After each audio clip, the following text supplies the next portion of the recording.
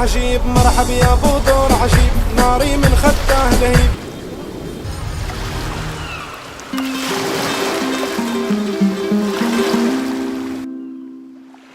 مرسى مطروح، المدينة اللي مفيش في جمال شواطئها واللي رجعت تلمع من جديد ما بين سحر الطبيعة وروعة البحر. مدينة اتغيرت واتجملت، يا ترى ايه اللي حصل فيها؟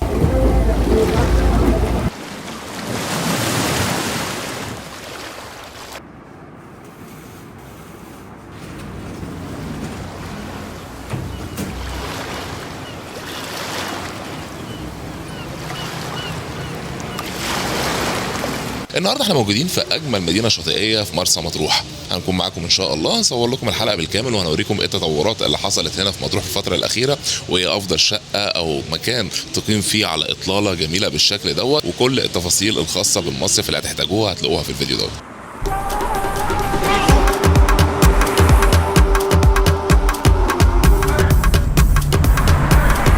وطالما طبعا سفر وطريق، فاكيد الاكل اللي بيكون في بدايه السفر. خلونا نكمل الاكل ونكمل رحلتنا.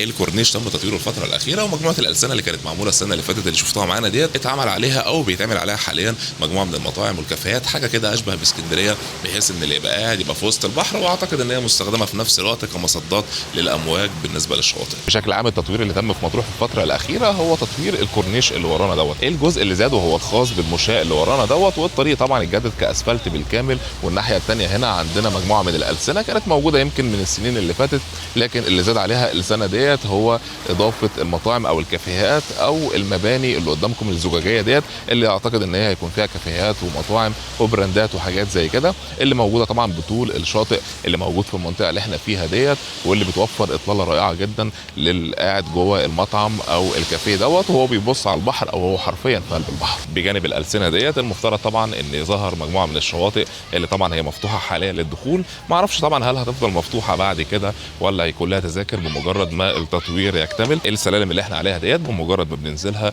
بنكون هنا قدام البحر على طول.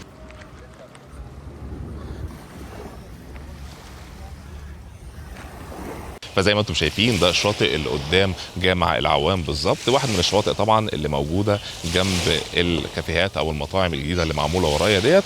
طبعا بتقدروا تشوفوا من هنا الكافيهات والمطاعم ديت، هو حاليا بيتم تشطيبها، ما عنديش فكره هل هتشتغل السنه دي ولا لا، بس متوقع طبعا ان هي السرعه اللي شغالين بيها ديت هيحاولوا ان هم يشغلوها السنه دي. الشاطئ زي ما انتم شايفين الاوقات اللي هي بتاعت الصبح لحد الظهر بيكون فاضي بالكامل زي ما انتم شايفين كده، هي كام شمسيه، وبيعتبر مناسب جدا لو بيهمك الخصوصيه او انك تقعد بعيد عن الدوشه شويه.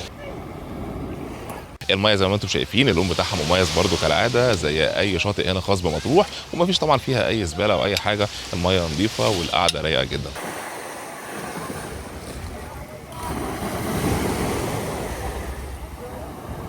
حاليا بعد ما الاعمال اللي بتحصل ديت انتهت طبعا بيتم ازاله الصخور والاحجار اللي ورانا ديت، بحيث ان الشاطئ يكون رملي بنسبه 100%، والنزول طبعا يكون فيه اسهل وممتع اكتر.